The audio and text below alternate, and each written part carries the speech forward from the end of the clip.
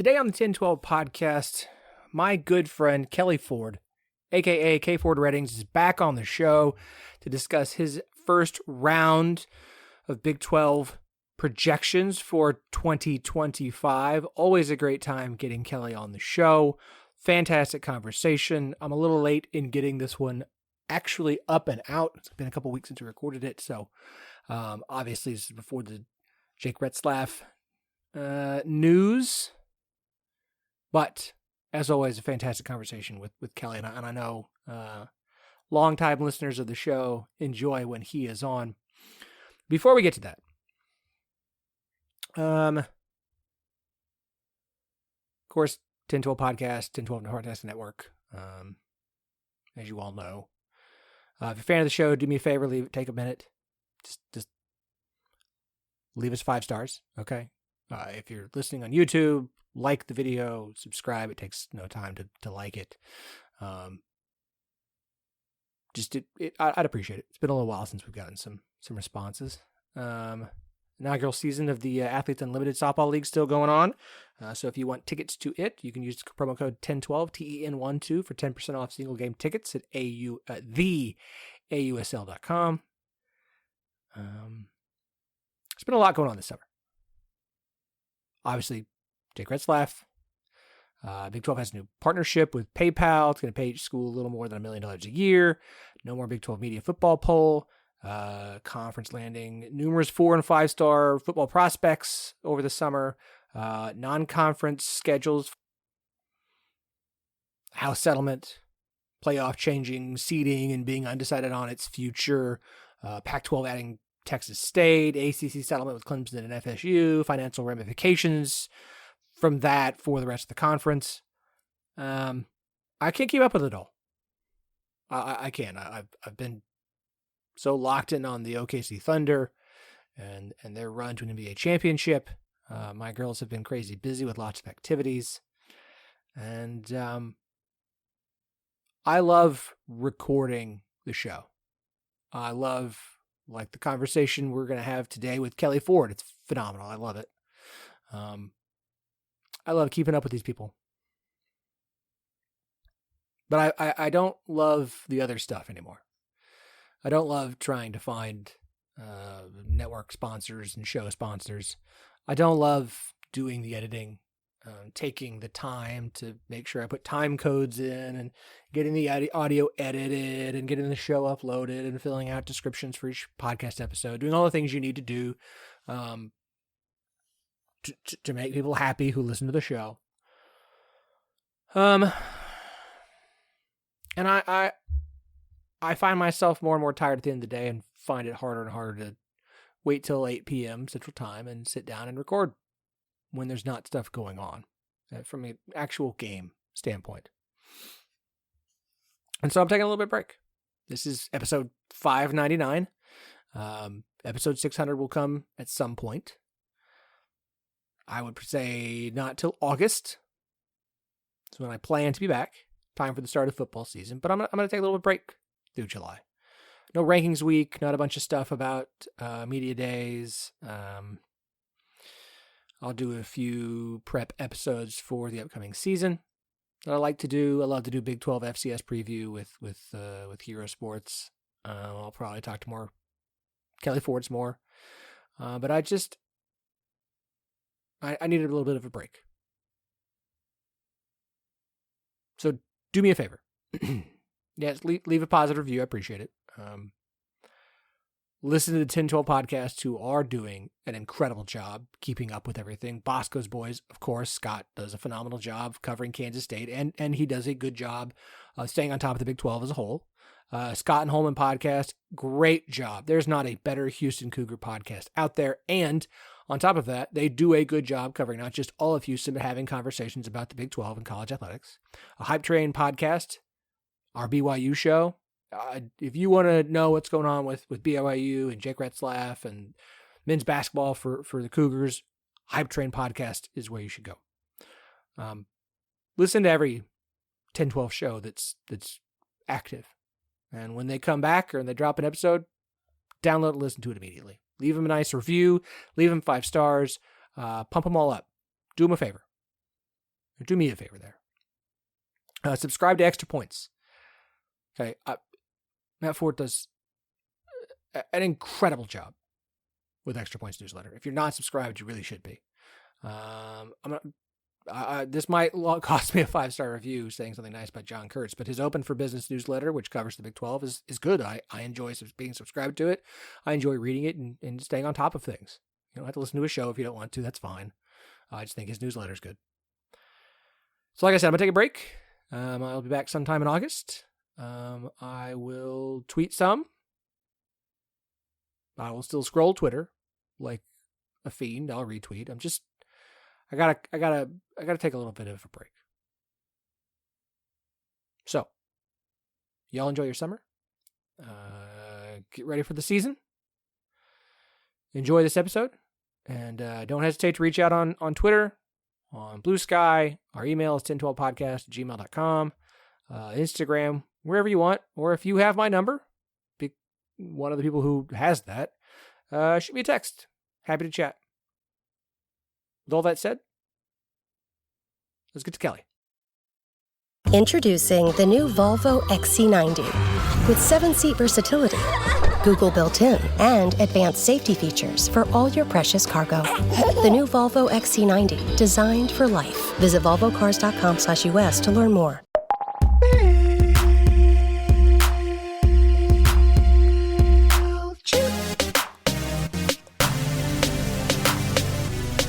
When you wanna grow your list size, pop up like it's hot, pop up like it's hot, pop up like it's hot. And when you gotta boost your revenue, pop up like it's hot, hey, pop up like it's hot, pop up like it's hot. Pick your favorite template, you can tailor to your brand. They're MailChimp-erific, you're gonna be a fan. MailChimp your marketing with our new customizable pop-ups.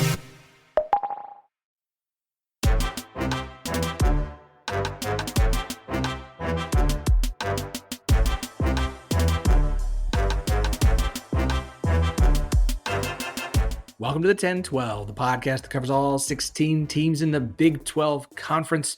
We're the flagship show, the 1012 Network. Find every show on the network at 1012network.com. It's TEN12, the word network. And of course, we are partners with Sports Social, Europe's biggest sports podcast network. I'm your host, Philip Slavin. Thank you for joining us for what I believe should be episode 599. Yeah, episode 600 is coming. We're planning it. It's going to drop in July. I can't believe we're already here. But I had to. It seems perfect timing that this is my guest for episode 599 because it's always a good time when he's on. I always get a great response. I know you guys love when he's on. Joining me again, as he has many times before and will many times again, is our good friend Kelley Ford, a.k.a. KFordRatings. Kelley, welcome back, man. Philip, thank you for having me. It's always a pleasure. I love coming on the show and talking Big 12 with you. More importantly than any of that, though, congratulations, man. 599. I hope it's the best one yet, and I'm looking forward to number 600. That is truly remarkable. Congratulations to you, the team. So incredibly proud of what you guys have built, and it's so much fun to be a very small part of. I feel paltry now that our good friend Scott Bosco's Boys dropped episode 1000, and I'm like, okay, well, 600, yay! But I don't do 5 episodes a week, so. But shout out to him as well for his 1000th episode, which is an incredible achievement. Kelley, man, as soon as you drop your projections for the upcoming season, it's time to get you on the show. You did that just a couple weeks ago, and so we have to talk about your Big 12 projections. We have to. And now let's start this show the way we do every time we have you on for this, because every podcast is someone's first. I know most of our listeners are aware of who you are and always happy to hear from you. And I know most Big 12 fans really appreciate the work you do and enjoy the work you do and how much you do make sure to give Big 12 its coverage and conversation. And I know that you have a special place in your heart for the Big 12 because of all of our Big 12 fans, especially West Virginia fans. You and West Virginia fans, you guys are, what is it? Lamb and tuna fish is the line. It's going to get better after today's conversation, I'm sure, Philip. Oh man, I know they're excited and itching. But let's start with explain to everybody how your projections work. Yeah, absolutely. So it all starts, Philip, with what I call the KFordRatings, and that's a power rating set. So it's very similar in concept to Bill Connolly's SP Plus or Brian Fremeau's FEI, or perhaps the most notorious power rating model that's out there, the ESPN FPI. Like all of these models are attempting to do the same thing, and that is take all the information we have available about any given team, all 136 now in FBS, and create a singular number, a power rating that suggests looking forward, if a team were to play tomorrow, by how many points would it be favored or an underdog against any other team in FBS on a neutral field. And then, of course, you apply your home field advantage and all of that. But at its core, that's what I'm doing with the KFord power ratings. My favorite thing about the power ratings that I generate is all of the additional content that I'm able to produce in the form of individual team projections for game by game, win expectancies. Do we expect your offense to have an advantage against a defense in any given week or the other way around? Season win totals, conference championship game races, college football playoff races. All of these things can be extrapolated in the preseason from power ratings. My absolute favorite thing about the ratings during the season is generating what I call most deserving rankings. And that is objectively trying to quantify how much has every team achieved from a win-loss standpoint against its schedule relative to what would be expected of a fill in the blank common denominator team. I choose the number 12 power rated team because we have a 12 team playoff. But how much has your team achieved against its schedule relative to what the number 12 power rated team would be expected to achieve against that schedule? So it's a way of normalizing schedules across all of FBS, because we know schedule difficulty varies greatly. It normalizes the schedules, and then it determines, okay, how much have you achieved relative to this normalized schedule compared to what this denominator team would be expected to achieve. So that's my absolute favorite thing. All of this type of information I post on X at KFordRatings, on the website KFordRatings.com. So all of it can be found there. That's kind of the basis, though, for our discussion today as we focus in on the 12 teams the 16 teams in the Big 12. 10, no, the 12, no, the 14, no, the 16. So many numbers, and none of them make sense across the country, Philip. No, it's, look, I would love to call this the 10, 12, 14, 16 podcast, but that's a bit of a mouthful. Also, I love that you call FPI notorious. That feels like an appropriate description for the most overused and adequately hated upon metric utilized when it comes to college football. So literally, you guys have Bill Connolly. Why do you why have you not just adopted his stuff over FPI? It is kind of crazy, right? So Bill has been at ESPN now for, I want to say like 5 or 6 years, maybe even 7 years, somewhere in that range. And yeah, it feels long. It feels like more like a decade, though.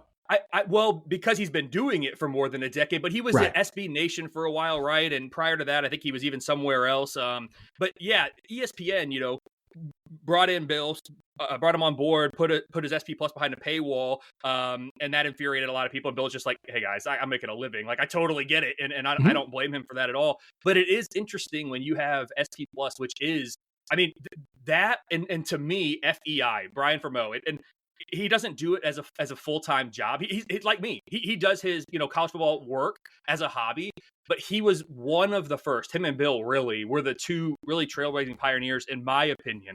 And so to me, yes, SP Plus now certainly is more brand recognition because Bill's doing it full time. He's doing it for ESPN, all these things. But Bill and Brian both are the gold standard, I think. So to bring it back to ESPN, yeah, you have a gold standard in house, and I get wanting to have a checks and balances and all that, but I would push SP Plus more than they are, certainly. And the FPI, it actually. It's not as bad, I don't think, as everybody says it is. I understand why people take shots at it, and it's kind of like a bit at this point. But certainly, SP Plus is one of, if not the gold standard in predictive analytics, and we're all aspiring to be like that. Agreed. He's the godfather of it all, and without Bill Connolly, we probably wouldn't have Fremont. We might not have you doing this, and we're always thrilled to get you on the show. Especially now that you're, very popular, you're all over the place. Everyone's getting you on. You're doing national things, and yet here you come on this little old Big 12 podcast to chat about Big 12 conference. So let's dive in on the Big 12. I'm gonna get my screen share to work here so that hopefully I can show everything. There it is. All right. Let's start with the projected Big 12 standings. And listen, we don't have a specific plan here. I just kind of want to look at things. And as I've looked through the projected Big 12 standings, and we can talk about, where teams fall, it is very interesting to me to compare this, where you have Kansas State, Arizona State, BYU, Texas Tech, TCU, Baylor, Kansas, Utah. Kansas State's at 6.2. Then you have 0.4 drop to Arizona State, and then a 0.3 drop to BYU. And then you have a big, massive gaggle there between BYU and Utah. And you look at this, it's just very Big 12. We've done our win totals conversation with Chase, and it's so much easier to tier the Big 12 to me than it is to rank the Big 12, because it's just such a chaotic conference and there's not enough of a difference across the board, especially in the top half. But we take this projected Big 12 standings and we compare this to the projected wins. Kansas State at the top is the same across 1 and there, but everything else, then it's Texas Tech up to 2 and Arizona State. And I understand the projected wins includes the non-conference, which is why we're going to talk about Baylor, because that one's interesting to me. But it is interesting how big of a difference to me there is between the projected wins from a total standpoint and projected Big 12 standings. Kansas State's the only thing similar. You got Utah at 8 on the standings, but Utah at 5 on the projected wins. Texas Tech's 2 in the wins, but 4 in the standings. I understand the difference between this being conference wins and that being full schedule wins, but it is interesting how big of a discrepancy it is to me looking at 2 through 8 here versus 2 through 8 here. Yeah, and that's fair, Philip. And it all comes down to a few things. And you mentioned it, the non-conference schedule and the difficulty or relative ease of those compared to each other. As I quickly scroll through kind of all my team graphics for the Big 12, the overall schedule difficulty for the 12-game slate, it somewhere in between BYU at number 66 out of 68 Power 4 teams. So the third easiest 12-game slate in the Power 4 belongs to BYU per my current numbers. Baylor, on the other hand, a team that you mentioned, number 38 in schedule difficulty, and that is the most difficult schedule over the course of 12 games for any Big 12 team. So that helps explain some of the discrepancies that you see between the projected average number of wins over a 9-game conference slate versus the projected number of wins over a 12-game regular season slate. But also, and perhaps even more importantly, it's the fine margins between these teams in the Big 12, Philip. And that's why, this conference, and I'm not just saying this conference is my favorite conference to watch. Yes, the fans are incredible. Yes, the engagement on social media is awesome from large portions of these fan bases. And obviously you're going to be like, okay, yeah, these people are cool, or they're really getting along with my stuff. They like it. Like, yes. But objectively, this conference is so much fun to watch because there's so much parity among almost all of the teams. And Philip, some people have kind of, gotten on me, said, hey, Kelley, you really don't know what you're talking about. The model really isn't that good. All you have to do is look at last year's version 1 or preseason realistic expectations of your projections for the Big 12. And you had Arizona State last. And I don't hide from this. I don't delete posts. Shoot, I kept the preseason realistic expectations on the website from last August until about this April when I kind of started turning over for 2025 season. So they were up there for like 8, 9, 10 months. Hey guys, the numbers are the numbers. The projections are the projections. You're going to miss. Like every model's going to miss. What I want to say to some of those people is, tell me where you had Arizona State coming into last year. Now, I don't, because I've gotten a little bit better about how I react and respond to things on social media. But that's kind of what my gut is. It's like, guys, Arizona State was an incredible story last year. They overachieved more than any other team in college football. BYU was another one for me out of the Big 12 last year that was just way better than the model projected. 100%, hand up, we missed that one. But the model is right more than it's wrong. I think that's what people that have been around for a while have come to really appreciate about it. And that's why you can use it for your own purposes throughout the season, whatever those purposes may be. I get DMs and texts every single week about, hey, I used the numbers for this and it helped me here. And that's great. I love to hear it, but it's not perfect. And I've never claimed it to be. So the Big 12, there's so much parity. It's so difficult to make the projections. but we have to do something because you're doing it for all these teams. So that's why the teams at the bottom of my projected Big 12 standings right now, West Virginia, guys, you're not a bad team, I promise, but you're at the bottom right now. Arizona, Houston, Oklahoma State, a team that I had very high a year ago. And of course, that didn't work out very well for the model. These teams can play for the conference championship in Arlington. Like we saw it recently as last year. I love this conference because of that reason. Any of these 16 teams that you see listed here legitimately could play in Arlington. My model suggests that Kansas State, Arizona State, BYU, Texas Tech, they have the best chances right now. But those chances are still pretty low. Philip, the number 7 is highlighted on the Big 12 projected standings graphic that you have here on the screen. That 7 means, by my numbers right now, 7-2 is the most likely record to be at least tied for second in the conference standings. So if you go down that 7 column, you can see the percent chance that my numbers currently assign each team to reach that threshold. That's not your chance to make the conference championship game. That's your chance to be at least tied for second. And if you go to the team projection graphics, you might notice the 6 is highlighted in gold, and we can get to that. That's a mistake. It should be 7 for all teams. That'll be corrected in the version 2. 7-2 is the actual number, not 6-3. But you can see even Kansas State, the team that I project to have the most conference wins on average this year, only has a 43% chance to reach that 7-2 mark. So if you're asking me, hey, Kelley, is Kansas State going to be in the conference championship game in a vacuum? I'd say no. It's more likely than not that they won't be. But 2 teams have to be. They have the best chance as things stand right now, per my model. Hey, it's Paris. I love sparkly things, right? Like stars. Duh. And thanks to Hilton and AutoCamp, I just slept under them. Picture me, serving looks by the fire outside my luxurious Airstream, making s'mores with the kids, while a national park is our backdrop. The great outdoors meets Hilton hospitality. That's hot. Explore all the new ways to stay at Hilton.com. Hilton for the stay. Let's remind everybody a couple of things. One, since the Big 12 title game came back, like the teams in the preseason Big 12 media poll that made it there are teams ranked like 3rd, 5th, 7th, 8th, 9th. Last year, 16th. Okay. Yeah.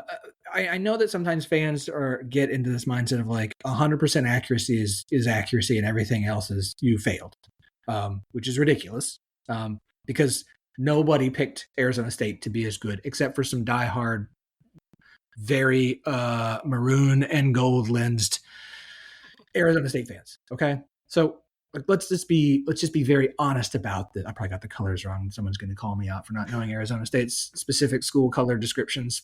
Forgive me. I'm still learning. Okay. It's just like this is the Big 12.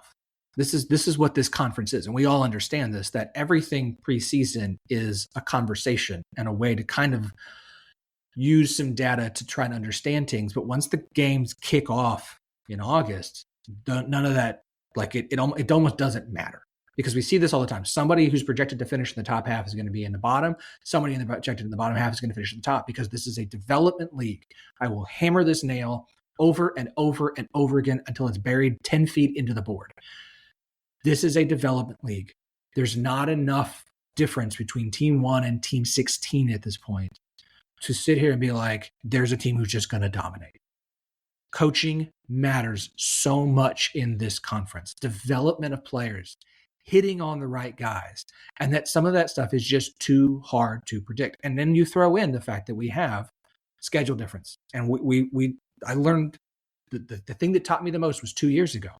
Had you on, we talked about strength of schedule and what the strength of schedule rankings were in the Big 12. We went over your numbers. We thought West Virginia had the toughest schedule in the Big 12, and they ended up having one of the easiest because it's not just like we're having to base it off data that is incomplete because we don't have this year's data. And so data is data. It's going to spit out what it's going to spit out. There's not opinion thrown into this. The data isn't going to be 100% accurate. That's not how it works. It's like trying to predict that you're going to predict the stock market perfectly. Find me the formula that does that. Because if you do, you're going to break the whole thing. So everybody has to understand that. A reminder, excuse me, the Big 12 standings at the end of last year's regular season, 4 teams were tied at 7-2 in conference play. 3 teams were tied at 6-3. Then it comes down to tiebreakers. That's the whole thing with the Big 12. 7-2, 4 teams were 7-2. Arizona State, Iowa State, BYU, and Colorado. Because of tiebreakers, Arizona State and Iowa State got to go to the Big 12 title game. Had tiebreakers gone a little bit different, it could have been Colorado. It could have been BYU. Like Baylor, TCU, and Texas Tech were all one win away from potentially getting there. So that is the thing about this conference. And as long as everybody remembers that and doesn't get all, I just don't understand fans getting angry about, well, you picked this wrong. Like, yeah, so did everyone else in the country. No one but a few Arizona State diehards thought Arizona State was anywhere close to not only making it to the Big 12 title game, but winning the Big 12. Like, that's just not reality. So as long as everyone can understand that mindset heading into this season, it's going to make you a lot happier, and it's going to do you a lot of good. It's going to take a few weeks of data to really start to get things figured out about this conference. So that's why we have these conversations, because they're fun, they're interesting, they're ways to look at teams and start trying to figure teams out. Why did the numbers project them this way? Why? And I think that's the big thing. If you can use this not as I'm looking for accurate predictive data, and I'm looking for information to help me form the opinions that I want to have about this year. I could disagree with some of this because I understand that rosters are different. You can only input data from the transfer portal so well because they are. We've talked about this, but let's talk about this. The transfer portal being what it is. It is this. It's too hard to accurately predict what players are going to fit and have success. We can do that to some extent, but we really don't know. Nobody predicted Cam Scadabo to be what he was last year. Nobody predicted Sam Levitt to be what he was last year. How do we deal with the transfer portal piece of data, and how do you deal with it when putting your stuff together? So that's been the biggest change for me, Philip, in terms of my work prior to the season, in the preseason, during the summer months, is generating the preseason power ratings. My process to do so has changed drastically in the last 6 or 7 years that I've been doing this publicly. Now, the in-season portion of my model and how power ratings are generated is very similar, because the elements of football that are predictive and that, quote, good teams do well and win games in 2024 and 2025 are very much almost unchanged from 2017, 18, 19. Like, how you win football games hasn't necessarily changed, at least at the college FBS level. But how we generate that starting point, that preseason number, has changed drastically because how rosters are constructed has changed drastically. So what I've done, and there's a lot of back testing that goes into this, I really did a lot of work on this in summer of 2023. Of course, I revisited it in summer 2024. I will revisit in summer 2025. This is one question I get a lot is, Kelley, okay, you have version 1 power ratings, then sometimes you have a version 2, and then you have your final official, what you call preseason realistic expectations in August. What's changing? Like, what's changed from May or June when you brought out version 1 to August in the final? That is now, given what's going on in my life outside of the college football work, that's the time that I do most of my back testing and incorporating large amounts of data from the most most recent season to say, okay, what do we need to tweak? What no longer for preseason inputs is as important? What should go into the model? What should come out of the model? How should the weighting be changed or affected based on the data that we've collected from the most recent year? So that's why you're going to see slight differences from my version 1 to my official in August. It's not going to be drastic. I mean, West Virginia, you're not going to go from 2.9 projected conference wins to 5.3. Like that's not going to happen. But you might go from 2.9 to 3.3 or something like that, which in the Big 12, that gets you up to what, number 13. I mean, that's a big difference, a couple tenths of a point or tenths of a game in conference play. I have adjusted based on my learning how rosters are built. Philip, to summarize it, I have put much less weight for preseason in how good was your team or your program 2, 3, 4 years ago. That now matters significantly less when looking at the upcoming season, in this case 2025, than it did when I started doing this in 2018, 2019. Like, it no longer matters as much, and I'd almost just ended as matters. It no longer matters how good you were 2, 3, 4 years ago in some instances. So, okay, you've reduced the weight of that input, Kelley. What replaced it? What's gotten more? Returning production, and yes, that includes transfer portal. And Philip, we're we have scalars and multipliers, right? For if somebody transfers to, and let's just say Texas Tech, because my goodness, did they do some work in the portal this offseason? If someone transfers to Texas Tech from Kent State, I'm going to diminish the production that I expect from that player at Texas Tech, because the production that they had at Kent State was against, MAC level competition. It's going to be a step up. If somebody transfers from Texas Tech to Kent State, I'm going to increase the production that we're projecting for that player, because I expect them to be able to produce at a higher level against MAC competition relative to Big 12 that they did a year ago, right? So it's not just, okay, great, you brought in this awesome guy from a lower level. We have adjustments, we have multiplier scalars that account for all of that. But returning production is now much more important than it's ever been, because so much of the roster can turn over. And also, Philip, what I've really done in the last 24-ish months now, been working on a lot of coach ratings, and not just head coach, but offensive and defensive coordinator. I haven't published very much of that yet, because I'm not entirely confident in the process that I have in place, and I don't have enough data collected, and I haven't had the opportunity to back test far enough in my historical data set to really bring that to the table.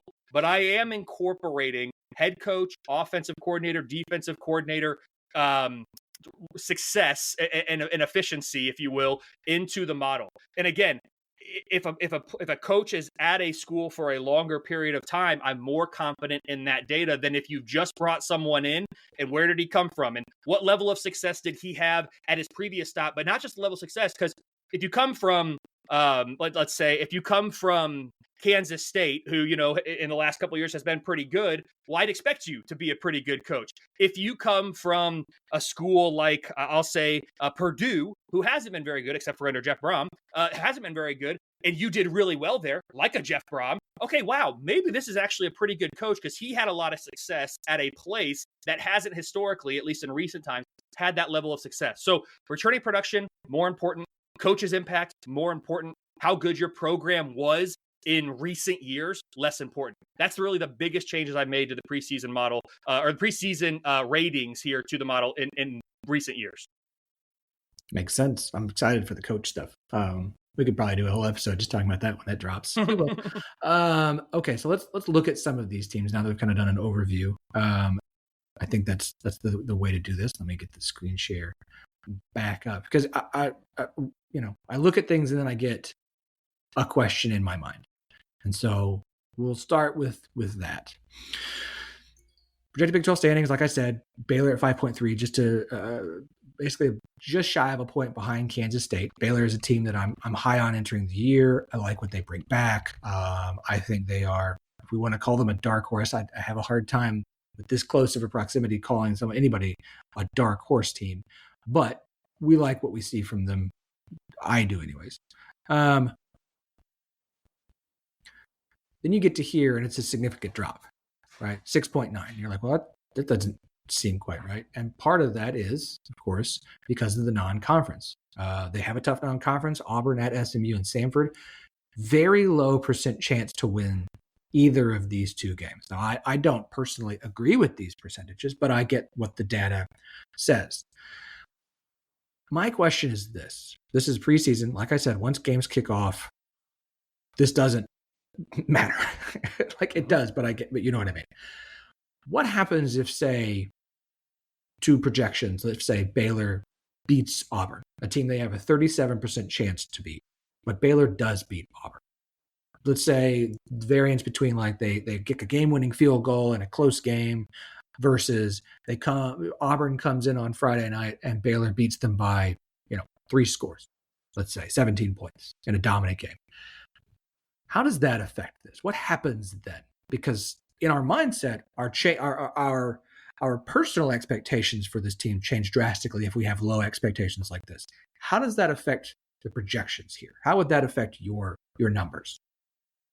Great question, Philip, and one that I wish more people would ask and try to understand. So it's all about, how did you perform? How did the team play relative to expectations? It's from a power rating standpoint, it's really not even about win-loss. And I'll get to that in 1 second. But right now, the model's projecting Baylor, as you can see here, to be the number 34 best team in all of FBS. That's that number there on the far left. The offense is projected to be number 21. So, I mean, this would be the best offense that Baylor has had, at least in my model, since 2015 when the Bears finished top 5 on that side of the ball. The defense I'm projecting to be number 60. And I think some people think that Baylor's going to be better on that side of the ball. I get it. I wouldn't be surprised if they are. This is the starting point right now. Let's keep in mind, 2 years ago, they were number 111 on the defensive side of the ball. They made great improvement last year. I do think they can improve again. For right now, we're projecting number 60. So let's break the game down. And it does matter how it's played. Is Baylor's defense just stymieing the Auburn offense that I right now project to be number 48? And you can see that on the Auburn right there. Yep, number 48. Auburn's defense is number 19. So you can see what I'm expecting coming into this game with regard to Baylor's offense versus the Auburn defense and vice versa. So if Baylor comes in and dominates on both sides of the ball or one side of the ball, the numbers will react accordingly, and our forward-looking view of either that unit or the team as a whole is going to improve. If Baylor comes in and gets dominated, that view will likely, be regressed, and those numbers will go down. Conversely, at the same time, the door swings both ways in these games. Auburn, for example, like if Baylor's defense comes in and just shuts down the offense of Auburn. Okay, Baylor's defense is going to be a little bit better than 60. Auburn's offense might get a little bit worse than 48. This is happening simultaneously for every single game in FBS. Or every single game involving an FBS team, I should say. So all of this is happening not in a vacuum, but in conjunction with each other. So the data is talking to itself all across the board. You get this web of data, this interconnectivity that talks to all the different units, all the different teams, and all the FBS. Now, how does that change our projections in terms of looking forward? So right now, Baylor's win total of 6.9 wins on average. People will say, okay, so Kelley projects 6.9 wins. There's a 61% chance that Baylor wins at least 7 games. So 7-5 is the most likely record. There's a 25% chance that Baylor hits that number on the head. 6-6 has a 21% chance of happening. 8-4 is 20%. But right now, that 6.9, 0.37 wins is being assigned to Baylor in their overall season win projection because there's that 37% chance to win.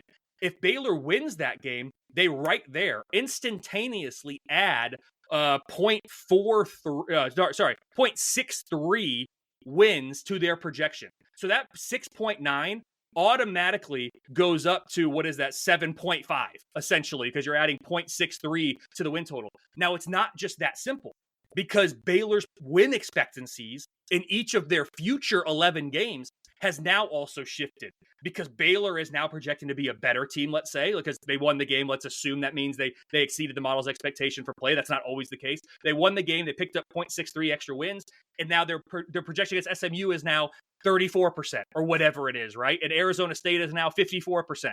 But it's also not that simple, because SMU just played a game too. And how did they perform? Are they now looking better than the number 19 team in the country, or are they looking worse? So all of these things are happening, and they're all happening in unison with one another. The model's talking to itself, and it's learning as we go.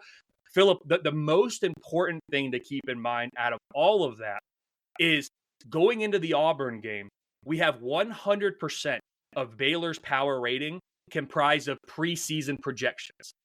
After the Auburn game, you now have one game worth of 2025 in-season data, which is like gold.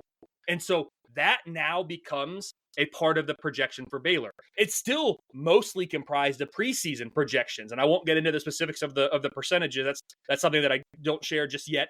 So it's still largely preseason. Now, after the SMU game, we have 2 games of in-season data. So the preseason projection weight comes down again. After 3, it's down further, until we get all the way through the season, and you're looking at just 2025 in-season data, right? So that's a mouthful, and people might have to pause, rewind, and listen to that again, because people, and it's not because I don't think they're smart or they can't comprehend. It's so many times, Philip, I deal with, hey, Kelley, my team won.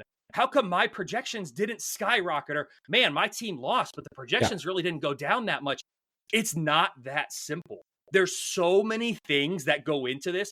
How did you perform relative to expectation? Conversely, how did your opponent perform relative to expectation? But when you're looking at the future projections too, of those win expectancies, of win totals, of chance to reach a certain number of wins, how did each of your future opponents play and how did they look relative to their expectation? How did your opponent's opponents, because that impacts what your opponent's projection is.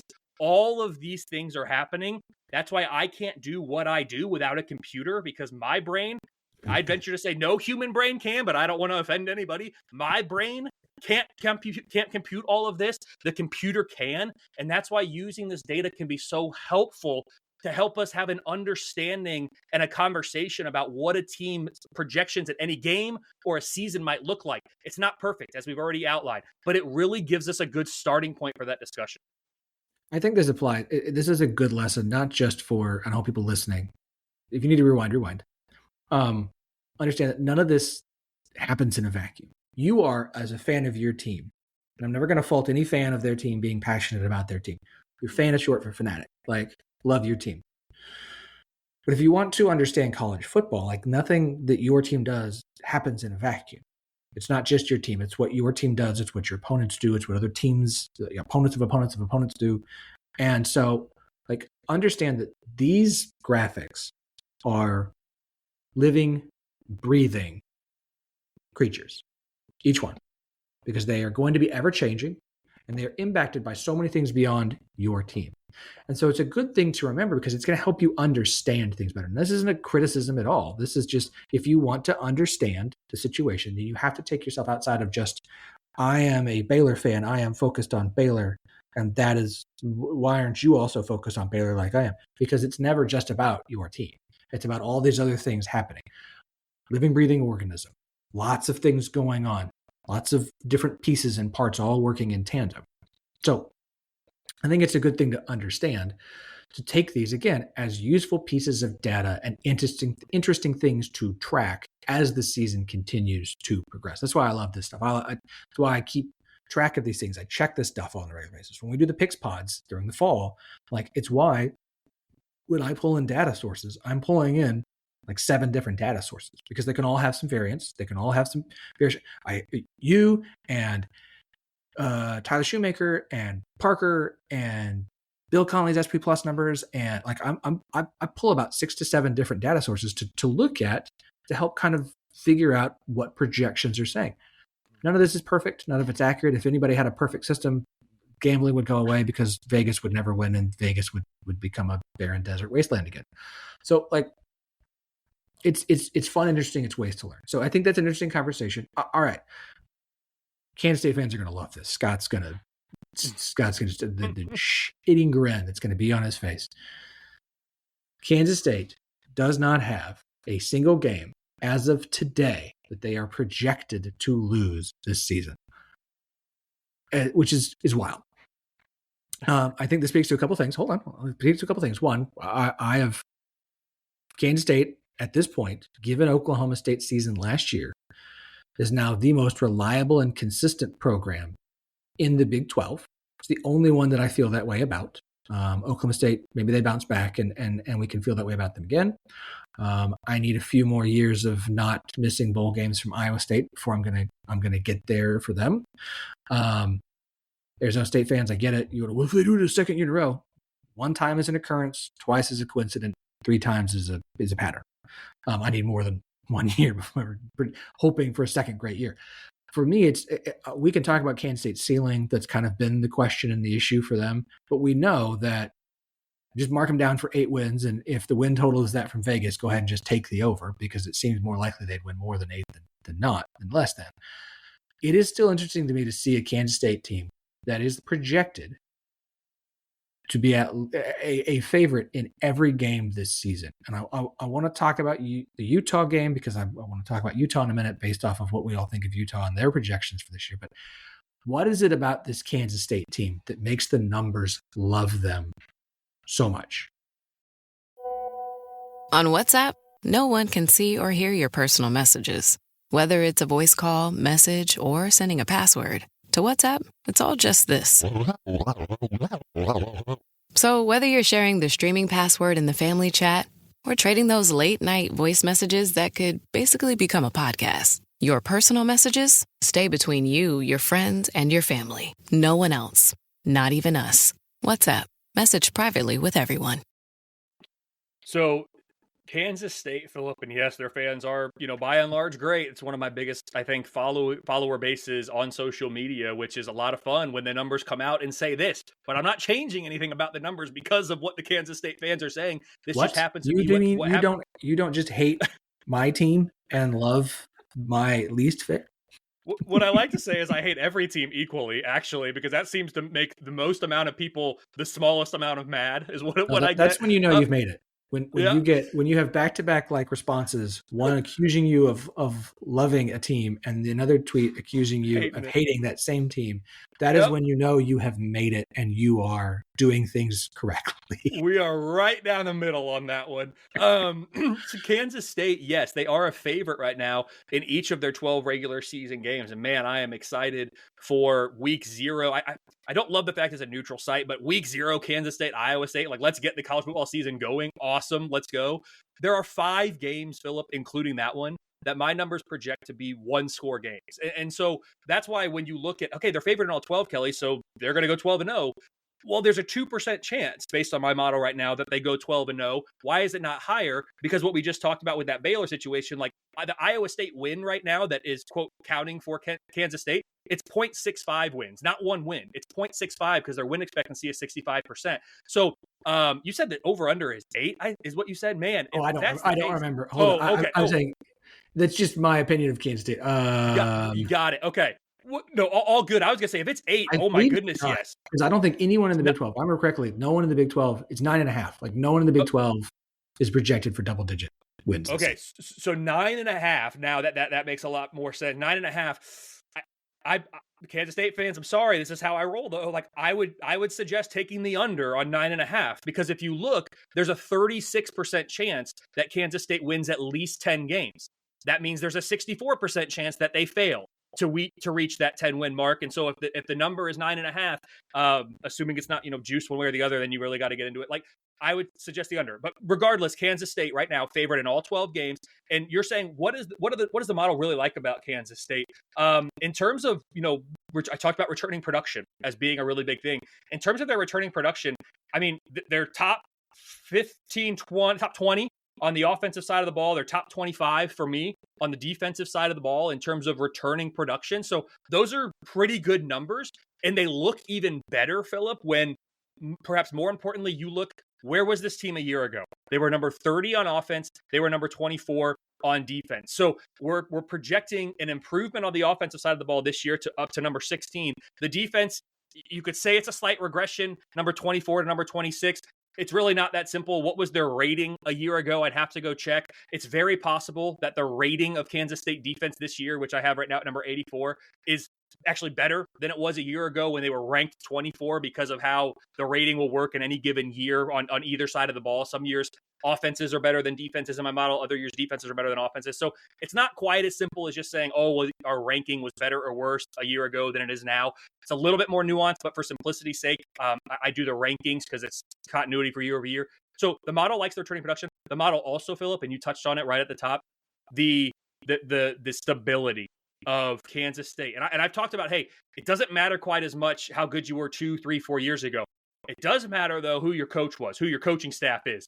And you can see 2019 when Kansas State, Clyde Hunt's hired as the head coach, brought in a new offensive coordinator in 2024. That's what you can see with the outline, the circle, or the underlines, the bold, and the white outline. 2020 defensive coordinator comes on board. So there's some consistency, congruency on the coaching staff. When you pair that with the high level of performance for this team in recent years, you do get, with the returning production, the numbers that we have here. So, hey, Kansas State was number 1 for me last year in the projections too. I've got some people saying, why do you love Kansas State? Why is your model think Kansas State's the best? You always think Kansas State's going to win. Well, that's not true. My model doesn't always think Kansas State's going to win the Big 12. However, 2022, they were the 12th best team in the country by my model. 2023, they were the 11th best team in the country by my model. Last year was 27. I mean, that's a disappointing year for Kansas State based on what they've been in the 2 years prior to that, right? So, listen, there's nothing special that I'm doing for Kansas State. It's when I evaluate in my model approach, what are the factors that I have found contribute to success, contribute to productive and quality teams. Kansas State checks a lot of those boxes, and they check even more of them relative to other teams in their conference in college football, and that's how you get the numbers that you get. I love it. It's interesting. Like it's all, this is, again, this is way to view things. Now, I'm interested. They have a new OC this year. So do we need to underline this year's projected rank? I should put I think I did this back in, when I don't know when that hiring was. I think I did this back in like February, that part of it. So I probably do for version 2. I'll go through and recheck all of my head coach OC DC boxes. And so, yes, if we have a new OC, the 16 is the one that should be, that's right. Cause Colin Klein, right? Went down to, no, that was 2 ago. Because Klein left after 23. Then they promoted, I can't remember his name, and now he's with the Cowboys, and Matt Wells is the OC this year. So it's actually okay. It was so yes, that needs to be, that box needs to be updated. Klein was there for 22 and 23, and they changed in 22. Yeah, if I remember correctly. So yes, again, this is its information, it's data, and consistency does matter. Like, look at this. The only bad season for Kleiman at Kansas State was the COVID year.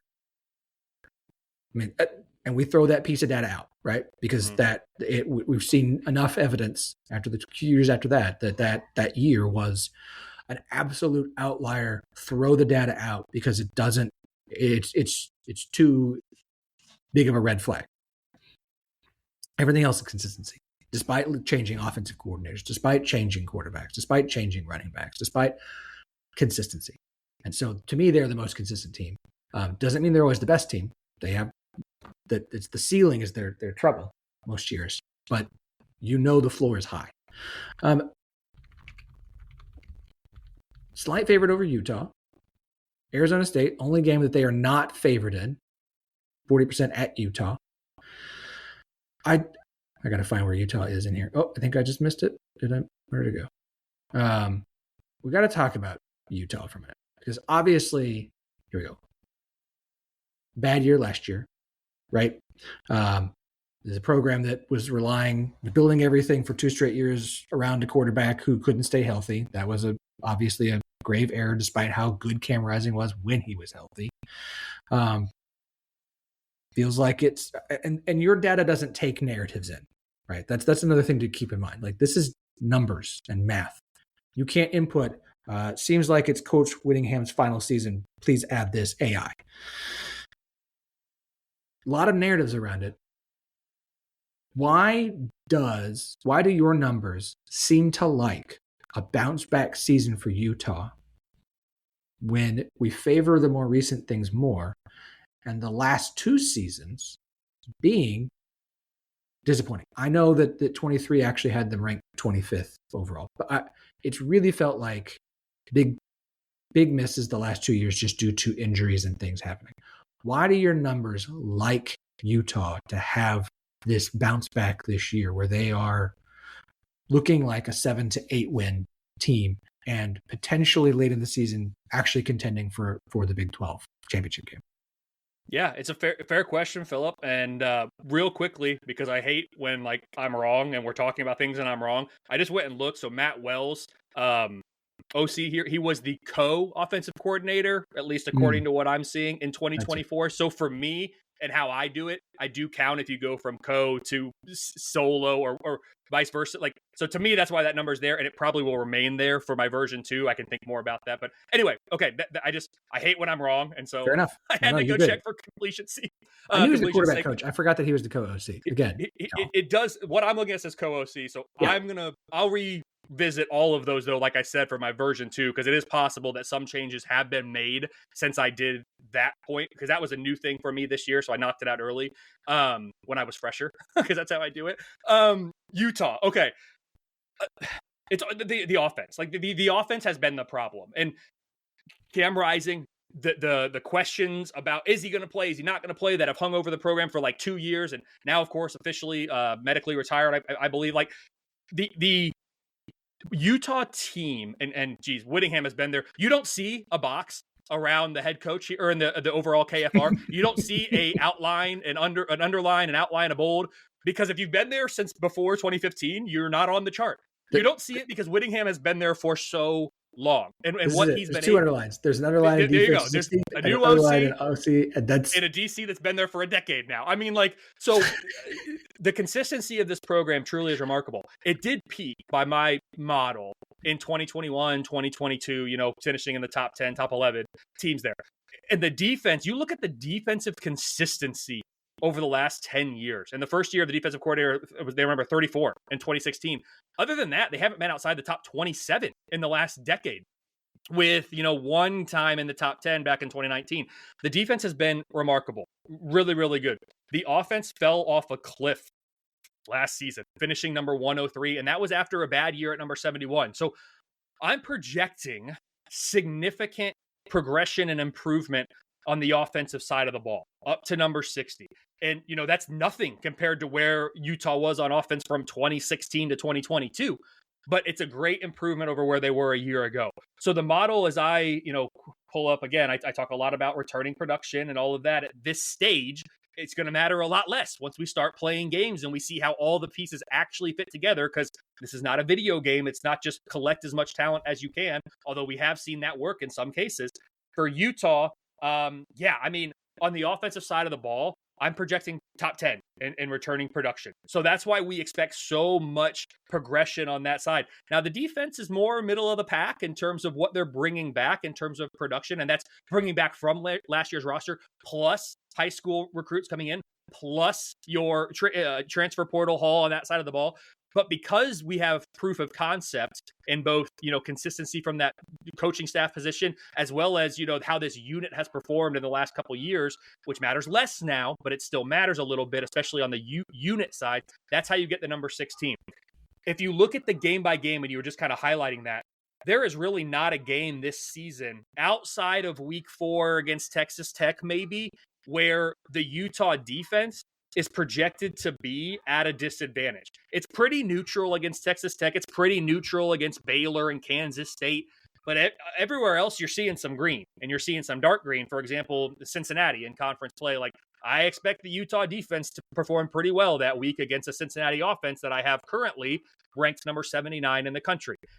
If you flip it over, though, and look at the offensive, relative advantage, disadvantage, there's a bit more red. And so it's going to come down for Utah to, can this offense be better than number 60? Like, if 60 would be good compared to where we've been, can you be better than 60? If you can, this is a team that, let's talk about your chance to, make a run at Arlington. And, if you win that game, a spot in the CFP and all of that. So I don't think Utah, based on what we've seen, the last couple of years, it's trending the wrong way, right? From number 8 to number 25 to number 46. Project a little bit of a bounce back here. I'm not going to say that Utah is, my projected favorite to win the conference. And that's why right now they're number 8 in my projected standings at 5.0. But that's only 1.2 games behind Kansas State at number 1. That's only 0.8 games behind Arizona State at number 2. You're 0.8 games out of a top 2 projection in the standing. That's how tight everything is. So my questions are on the offensive side of the ball. What you asked what the model really likes. The model likes the consistency. The model likes the defense, as it has for quite some time, and the returning production on the offensive side of the ball. We talked about, we're going to get you out of here soon. I'm glad you pointed out the green-red along the schedule of where they have the advantage and where they don't. That's a good piece of data. But I just want to point something out, because we talked about this again with the win totals a little bit with Chase pointing it out, and I want to point it out with your projections. So I'm gonna pull up again real quick. Okay, let's look at the ACC. Clemson's the favorite at 6.8. Then there's decent drop-offs as we go along. A little bit of middle. 1.7. That is a 5.1 difference from team 1 to team 17. Okay.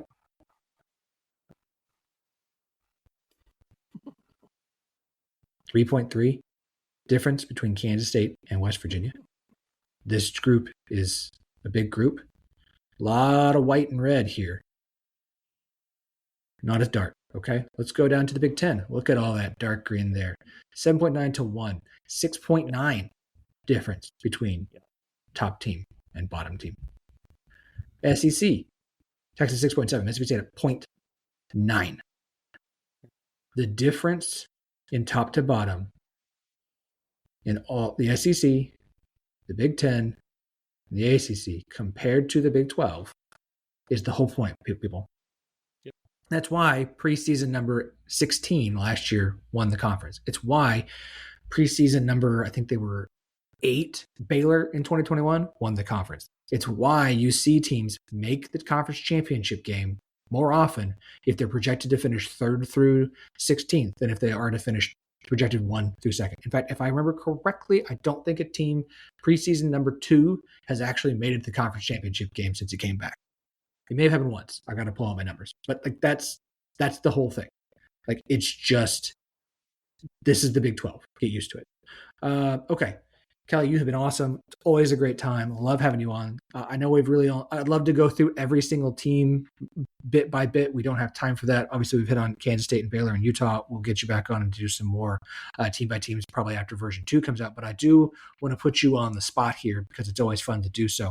I want to know where you think you're most right in your Big 12 projections. And I want to know where you think you are most wrong. Because as we said, somebody down here is going to finish here. Somebody up here is going to finish here. Someone down here is somewhere in here is probably going to be in the Big 12 title game. So let's start with number 1. Which team do you think personally that your numbers are most accurate on heading into the season? This episode is brought to you by Diet Coke. You know that moment when you just need to hit pause and refresh? An ice-cold Diet Coke isn't just a break. It's your chance to catch your breath and savor a moment that's all about you. Always refreshing, still the same great taste. Diet Coke. Make time for you time. Good question, Philip. And I have gotten better, I would say, over the years about separating KFordRatings, the model, and Kelley Ford, the person. It's a cop-out, I know. I do think Kansas State will make it to the conference championship game this year. I really do. So, 6.2 average wins. I think they're gonna win more than that. I think they'll be in the conference championship game. But I think that I am right that Kansas State finally here, as people say, oh, you always pick me, always pick them. Like, guys, they were in the conference championship game not that many years ago. I think that Kansas State, I am right on. I'll give you another one because they're really kind of ticking me off a little bit, and I don't think I'm wrong. Colorado, I do think Colorado is going to finish in the bottom half of the Big 12. I do. People say, well, last year you thought they were going to be there and they almost won the Yep. Last year's team is not this year's team. And as I look at Colorado in terms of returning production, bottom half of FBS on both sides of the ball. And you lost, a top 5 or the number 1 pick, right? Travis Hunter was number 1 or top 5, whatever he was. And you lost Sanders, who many thought was a first round quarterback. I know he fell. I get it. A lot of jokes about his speeding and all. Okay. You lost a lot off of a team that I think overperformed last year, had a better record than their talent would suggest they would have. So I think I'm right on the top end on Kansas State, and I think I'm right on the bottom half on Colorado. Kansas State's Avery Johnson is the big question mark for them. They get there if Avery Johnson starts to look like the player that Kansas State fans and college football fans think he could be. And yeah, I don't think Travis Hunter is still playing for Colorado, so I think that's fair. Okay. Which team do you think your numbers are most wrong on? And I'll let you do, just like last time, one of the top half, one of the bottom half if you want to. Yeah, I'll take that easier one first. And I think I'm just putting stock in Mike Gundy here. Like, I don't think Oklahoma State's going to finish 4th to bottom. I didn't think they were going to finish bottom last year, and that's how it goes. But I think Oklahoma State can I don't think they're going to be in Arlington, but I think they can make a run towards Arlington, right? Like, I think they're going to be a top half finishing team, not a bottom 4 finishing team like the numbers currently say. So maybe I'm looking too much into it. Maybe I'm thinking too hard. I think Oklahoma State certainly has the upside and the potential to overperform those projections. Which team is too high right now? Man, it's tempting to say Arizona State because they overachieved last year so much. They won the Big 12, but then I look at the returning production numbers and I'm like, they're among the best in the country on both sides. So I don't think they were just a one-hit wonder. I do think, and I know you said once is an occurrence, twice is a coincidence, 3 times, now you've got a pattern. I think we're on track for maybe a second time of them having a really good season. So I'll say Kansas, and they're number 7, so they're barely top half right now. I wouldn't be surprised if Kansas was in the bottom half, and I don't expect them to be like 15 or 16, but maybe Kansas finishes 10, 11, 12 instead of number 7. So I'm reaching there a little bit. I feel good about the Oklahoma State. I feel good about the Kansas State and the Colorado. So I'll say Kansas, maybe a little bit lower than number 6. Okay. Sorry, hold on.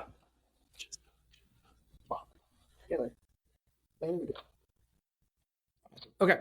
I'll note my concern is BYU, just because we don't know what's going to happen with Jake Retzlaff, and it's not about the numbers being wrong. It's just that the numbers can't take that piece of data into them as of yet. And I can't imagine Houston finishes that low, given what we saw last year. I know they have some turning production stuff, but man, I'm interested in Houston having a much better season than that. All right, now comes the fun one. As we mentioned, someone in the bottom half is going to make it to Arlington. They always do. Which team, 9 through 16, do you think has the best chance, if you had to pick one, to be in Arlington, being our big surprise team competing for the Big 12 championship? 9 through 16. It's enticing to take Iowa State, not just because they're number 9, but because of Matt Campbell. And, they've played at a high level in recent years, unexpectedly. You make an interesting point with Houston. I'll stay in the state of Arizona. Last year it was Arizona State. Maybe it's Arizona this year. Looking at their returning production, especially on offense, it's exciting. Let me see here. It's deeper than that for me too, though, right? Like I need to know. I should dive deeper into before just recklessly answering. Dive deeper into the schedules that they're playing. Because they're definitely going to hold this against you all the way through the year. So here's the thing. I am going to say Arizona. That was my gut, and I'm going to stay there. Because as I look at the team projection graphic for Arizona, there are 1, 2, 3, 4, 5, 6 conference games that Arizona is projected to be a 1-score underdog.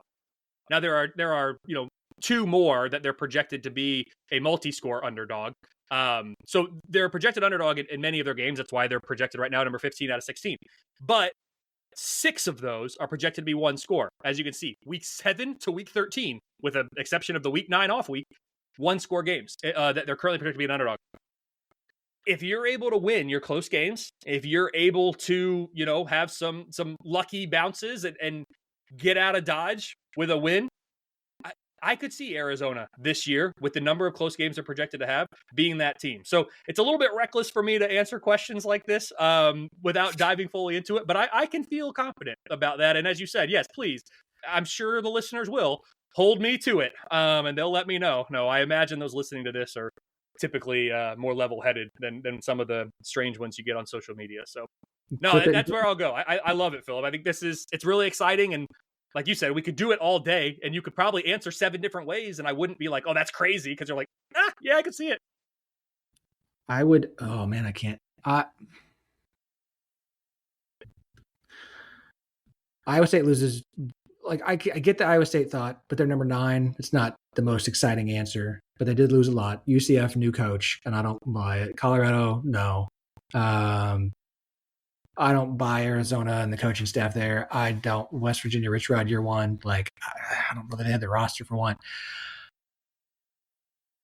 That Cincinnati, Oklahoma State, Houston group intrigues me. I like Cincinnati's roster. I don't love the coaching staff. Oklahoma State, that would be a heck of a bounce back, but also Mike Gundy. And Houston, man, it's going to shock anybody if they get things going quickly in year 2 coach, right? Ahead of schedule, like we saw with Arizona State, good coach who comes in year 2, has things moving better than we thought they were going to. I can see it. So if this was the projection for preseason and I had to answer this question, I don't know which one I would pick. I would look at the Cincinnati, OSU, Houston group and say it's one of those 3. Since I like to tier and not pick, I'm going to be lazy and not pick one team, even though I made you do it. Perks of being the host, I guess.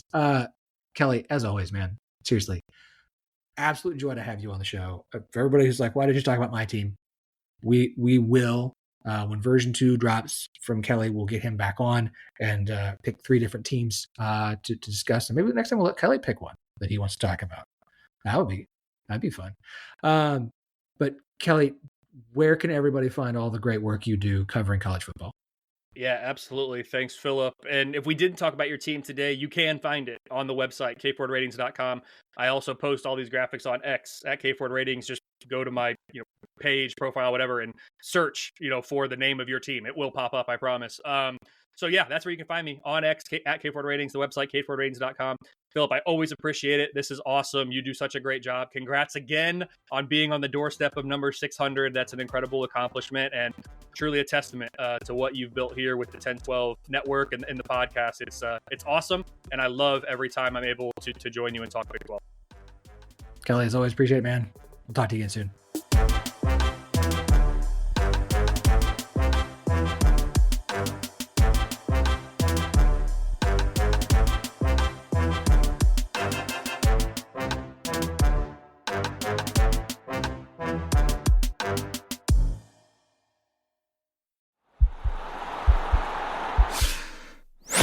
This podcast is part of the Sports Social Podcast Network.